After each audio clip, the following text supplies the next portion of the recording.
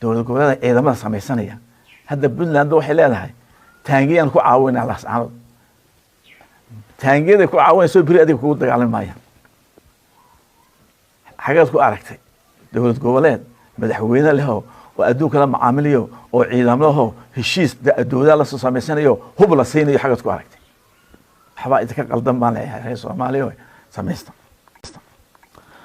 waxaan jeclahay inaan iyagana ka hadlo odayaasha way imanayaan ogaaska daanu harto wuxuu naqaanay beesha inuu imaam wax la yiraahdo imaam daahir baan naqaanaa ogaaska ka degay magaalada Saylaas Garowe ee groupka wata anuu Faysal ahaan iyo xusbi ahaan haddaan ninka la soo daayo iyo groupkiisa anuu waxaan u aragnaa inay tahay qaladkii ay hore u dhacay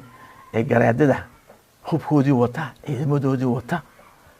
ee calan Soomaali sita lagu soo dayay laascaanood garaad jaamac garaad Ismaaciil Jabuutaawi dadkan isnaqaanay ina garaad Saleebaan waxaa leeyahay Rabadaan Kariim Rabadaan Mubaarak dadkii soo celiyay iska saara dadkan guryahoodii ka saarteen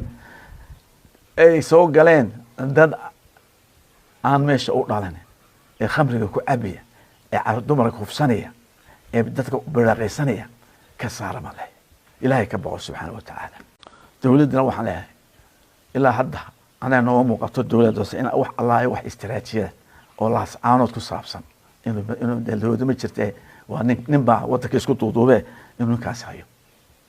doorashadii madaxweynaha ku sugaysaa waa qabiyo